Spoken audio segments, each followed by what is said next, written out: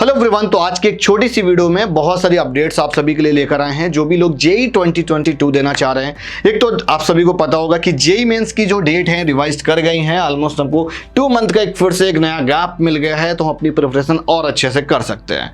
तो देखो यार, अभी कुछ एप्लीकेशंस फॉर्म पैरेलली चल रहे हैं, है ना, तो वो भी मैं आपको अपडेट कर दूंगा इस वीडियो में। दूसरी चीज, अगर आप प्रिपरेशन और स्ट्रेटेजी की थोड़ी सी बात करोगे तो मैं यही बोलूंगा यार कि आपको सिर्फ फिजिक्स पढ़ने से, सिर्फ मैथ आने से या सिर्फ केमिस्ट्री के भी यहाँ पर आप बहुत ज़्यादा स्कोरिंग नहीं कर पाओगे। अगर आपको एक अच्छी एनआईटी चाहिए या अच्छी ट्रिपल आईटी चाहिए, उसमें से एक अच्छी ब्रांच चाहिए, तो उसके लिए ऑलमोस्ट अगर आप देखोगे तो 98 परसेंटाइल के अबव होना चाहिए। 98 परसेंटाइल का मीनिंग आपका 20,000 CRL रैंक होना चाहिए, है ना। तो 20,000 CRL के अंदर भी आपको टॉप 5 एनआईटीज में से CS नहीं मिल पाती, उसमें भी जाके टॉप 15 के अंदर मिल पाती CS। क्योंकि अगर आप अदर स्टेट में अप्लाई करते हो, जब अप्लाई इन सेंस कि हमको जो अलॉट हो रही होती है किसी दूसरे स्टेट में एनआईटी, अब होम स्टेट आपका 10+2 वाला ही कंसीडर किया जाता है। जहां से आपने होम स्टेट कर 10+2 कर रखा होगा ये आपको होम स्टेट होगा। अगर आप किसी अदर और जगह एनआईटी अलॉट होगी तो उस केस में आप अदर स्टेट में कंसीडर होते हो, और अदर स्टेट में मुझे वहां पर रिजर्वेशन नहीं मिल रही होती है, थोड़ी सी कट ऑफ जल्दी क्लोज कर जाती है। तो इसलिए टारगेट करके चलना है तो यार कम से कम 98 परसेंटाइल तो करो ही करो, ताकि आपके पास मल्टीपल ऑप्शंस बन पाए। फिर एट लास्ट तक बात करोगे कहां तक मिलेगा, तो मैं बोलूंगा 95 तक होगा, 96 होगा।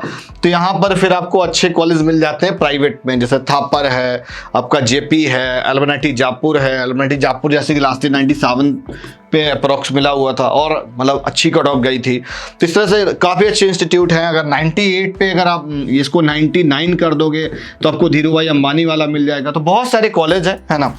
उसके बाद में कुछ बैकअप ऑप्शन आपको अप्लाई कर देने चाहिए। तो अभी कुछ फॉर्म चल रहे हैं। एक आपको पहले एक अपना क्राइटेरिया सेट आउट करना है कि हमारा फीस का क्या बजट है और हमारी एकेडमिक परफॉर्मेंस कितनी है। हम अगर 10+2 में हैं, अपीयरिंग में हैं, तो हमको क्या 10+2 के बाद हमारा ड्रॉप करने का प्लान है कि नहीं है।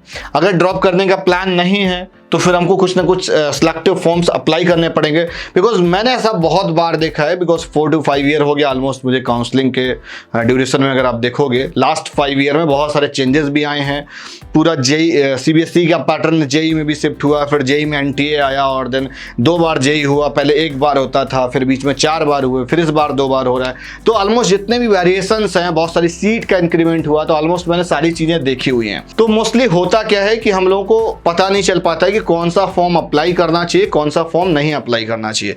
तो अगर इस तरह का कुछ भी कंफ्यूजन है तो आपको एक फ्री गाइडेंस फॉर्म डिस्क्रिप्शन पर दे रखा है, जाकर यार अप्लाई कर देना। दूसरी इंपॉर्टेंट चीज कि होता क्या है कि अगर किसी मेरे फ्रेंड ने बिट्स पिलानी का अप्लाई किया तो मैंने भी अप्लाई कर दिया बिट्स पिलानी, किसी ने मणिपाल किया तो मैंने मणिपाल का कर दिया, किसी ने थापर किया मैंने थापर कर दिया। तो एक अपनी एकेडमिक्स देखो, उसके हिसाब से आपको अभी से काउंसिल आउट करके चलना पड़ेगा कि हमारे लिए कौन सा फॉर्म बेनिफिशियल है, कौन सा नहीं है, हमको कहाँ पर एडमिशन ले सकते हैं, हमारा क्या बजट है, उस अकॉर्डिंग आप आगे की स्ट्रेटेजी रखो। बिकॉज आप बहुत सारे फॉर्म अप्लाई कर देते हो, फिर बहुत ढेर सारा कंफ्यूजन हो जाता है। तो इन सारी चीज़ों को सॉर्ट आउट करने के लिए और अपना थोड़ा सा फॉर्म फीस बचाने के लिए मैं आपको बोलूँगा एक बार कंसल्ट कर लो हमारी टीम से। कॉन्टैक्ट नंबर मैंने डिस्क्रिप्शन पर दे रखा है।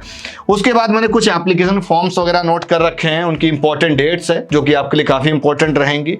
तो आप पहले एक सिलेक्टिव फॉर्म निकाल लो, एक कॉलेज निकाल लो जो आपने टारगेट किया है।